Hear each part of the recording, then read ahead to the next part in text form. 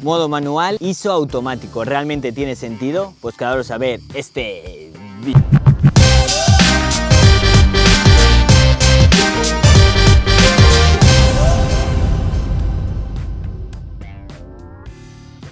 Bienvenidos, bienvenidas a un nuevo tutorial de fotografía. Hoy vamos a aprender si tiene o no tiene sentido el modo manual en ISO automático. Ya os adelanto que tiene y mucho sentido. Muchos ya se estarán echando las manos a la cabeza. Modo manual ISO automático no tiene ningún sentido. Tranquilidad, os lo voy a explicar en el vídeo porque yo en muchas ocasiones utilizo el modo manual con el ISO automático. Ya veréis que tiene y mucho sentido. ¿Cuántos de vosotros habéis perdido fotografías familiares? ¿Cuántos de vosotros habéis perdido fotografías en trabajo? ¿O cuántos de vosotros habéis perdido fotografías que nunca más se van a repetir? Imaginaos que estáis en una boda y la habéis cagado con el ISO y esa boda no se va a volver a repetir. Por eso estar atentos a este vídeo que os voy a enseñar para no fallar nunca en eventos, nunca vais a fallar en trabajos. Cuando las condiciones de luz no son las adecuadas, yo os voy a recomendar el ISO automático. Ahora os voy a enseñar cómo configurar el ISO automático en el modo manual y en qué ocasiones es necesario que utilicéis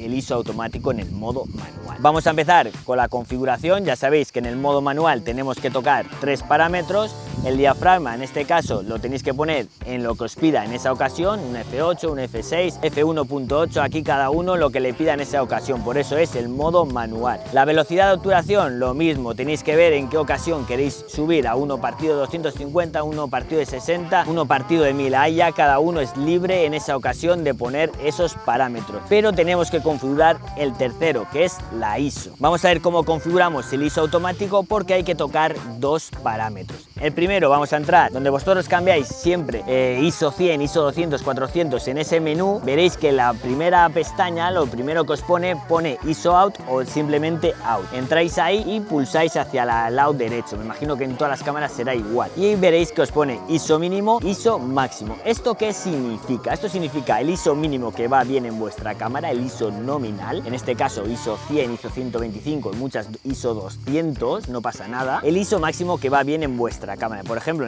con la que yo estoy grabando va bien ISO 800. De ahí arriba yo no subiría nada porque la fotografía no va a quedar perfecta, no va a quedar para venderla ni para hacer trabajos. La calidad que me va a dar a más de ISO 800 no es perfecta, entonces no voy a subir a más de ISO 800. No pasa nada, cada cámara lo que mejor le venga. No hay que volverse loco, cada uno va a configurar la cámara a medida que conoce la cámara o simplemente haciendo pruebas qué ISO es la que mejor le va, el ISO máximo. Si no conocéis qué ISO es el máximo que va mejor en vuestra cámara, simplemente vais haciendo fotografías y vais subiendo el ISO a 3200, 1600, 6400, como mejor os vaya vuestra cámara. Cuanto mejor gama suelen tener las cámaras, mejor suele ir. No os puedo decir cuál es el ISO perfecto de cada cámara. Eso, sacando unas fotografías vais a ver dónde se empieza a sacar grano. Donde empieza a sacar grano, ponerlo un poco menos para que la fotografía sea perfecta, sea muy buena. Una vez que ya tenemos configurado nuestro diafragma, nuestra velocidad de obturación y el ISO mínimo y máximo, ya sabéis que vamos a fotografiar en ISO automático, vamos a ver en qué ocasiones es recomendable usar esto. Imaginaros, como estáis viendo por aquí, tengo sombra, donde yo estoy grabando es una sombra, pero ahí adelante en muchas zonas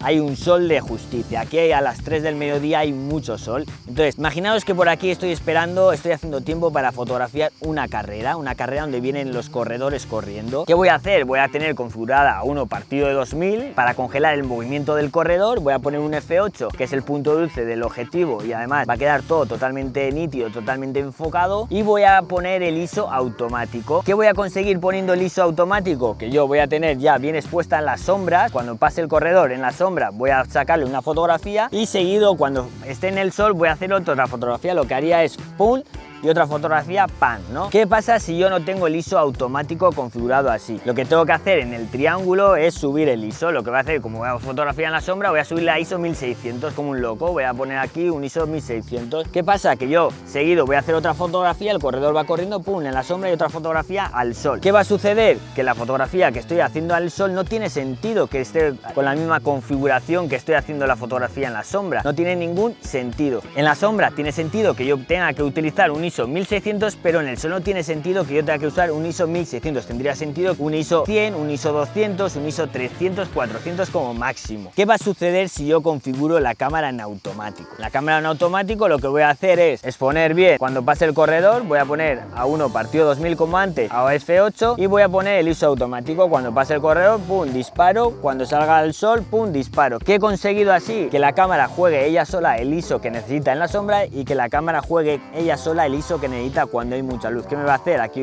una fotografía a 1600 y aquí una fotografía a 100, 200, 300, 400 como mucho de ISO. La fotografía está bien expuesta en ISO tanto en las sombras como en las altas luces. Por eso es necesario, donde vamos a fotografiar a alguien o vamos a fotografiar algo que está pasando de sol y sombra continuamente, lo mejor es fotografiarlo en ISO automático en el modo manual. Y sería lo mismo si empezamos a fotografiar desde las altas luces, de donde está el sol, y luego pasa el corredor a la sombra, sería lo mismo. Nosotros en esta ocasión lo que nos sucedería es que nosotros vamos a poner un ISO 100 porque al sol lo estamos viendo perfecto, y cuando entre en la sombra con el ISO 100 no vamos a ver nada del corredor, nos va a quedar la fotografía totalmente oscura, no tiene sentido la fotografía, pum, perdida. Por mucho que Capture One o Lightroom intentemos aclarar las altas luces, no vamos a recuperar la fotografía. La fotografía ya no va a tener calidad. Si nosotros tenemos en modo automático, pum, la fotografía en altas luces va a quedar a ISO 100, ISO 200, y cuando fotografiemos seguido en la sombra nos va a quedar a 1600. La fotografía va a quedar perfecta en las altas luces y perfecta en la sombra. Espero que este tutorial